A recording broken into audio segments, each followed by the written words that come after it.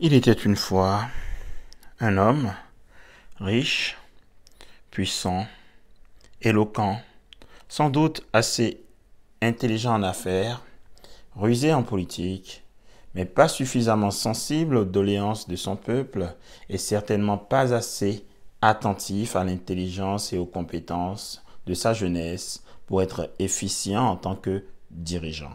Cet homme, c'est l'actuel président de la République du Bénin. J'ai nommé Patrice Talon. Audio Jungle.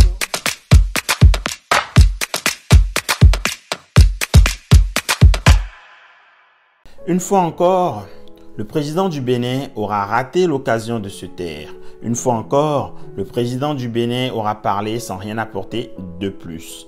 Une fois encore, le président du Bénin aura préféré faire de la communication. Une fois encore, le président du Bénin n'aura pas apporté de solution.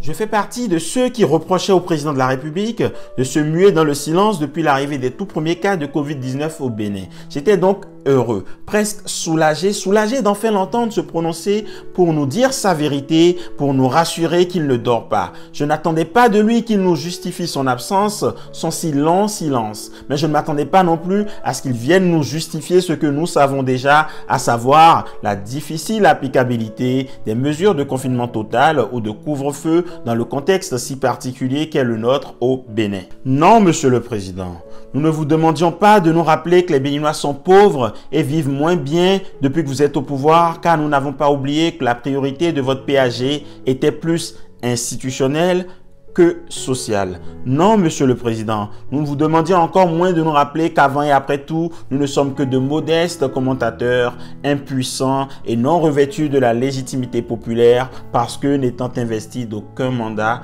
par le peuple. Justement, parlons du peuple béninois, dépositaire du suffrage universel. Parlons de ce peuple qui vous a, regrettablement, porté au pouvoir en 2016. Parlons de ce peuple que vous avez prévenu vous-même en lui annonçant qu'il va en souffrir et qu'il ne va pouvoir rien faire. Je crains pour vous, Monsieur le Président, qu'en mars 2021, ce peuple ne vous vomisse comme il a vomi votre prédécesseur et son dauphin. Je crains pour vous, Monsieur le Président, que le coronavirus ne vienne annihiler votre réélection pourtant programmée. Mais nous en sommes encore bien loin. Revenons-en, Monsieur le Président, aux doléances incomprises ou mal consolidées des petits commentateurs du web et d'ailleurs. En fait, qu'attendaient-ils de vous? Rassurez-vous, Monsieur le Président, tout agbonon que vous soyez, ils n'attendaient pas de vous une solution miracle. Au contraire, ils attendaient, sinon un aveu de faiblesse minimale, au moins une promesse de ressaisissement maximal. Ils attendaient que vous leur expliquiez le pourquoi du comment des couacs notés jusqu'ici dans la gestion de la mise en quatorzaine des voyageurs arrivés au Bénin depuis quelques semaines. Ils voudraient que vous leur expliquiez pourquoi nos frontières restent ouvertes alors que partout ailleurs, elles sont fermées.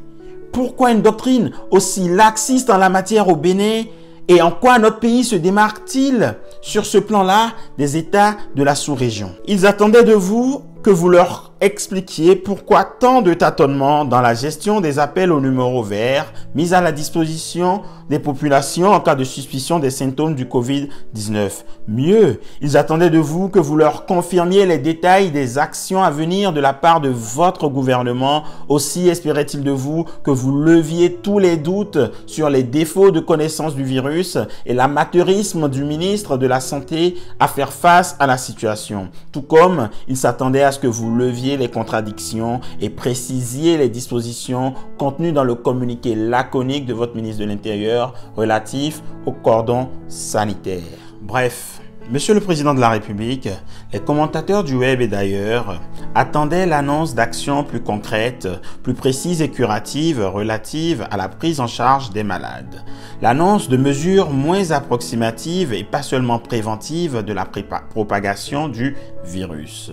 Nous, petits commentateurs du web, vous demandions de nous rassurer, mais de nous rassurer réellement, pas de vous contenter de le clamer. Monsieur le Président, merci pour ces 10 minutes d'espérance. 10 minutes d'espérance, encore une fois, peut-être à la fois de trop, tombées à l'eau. Monsieur le Président, le coronavirus et ses conséquences éprouveront, à n'en point douter, les 12 derniers mois de votre mandat.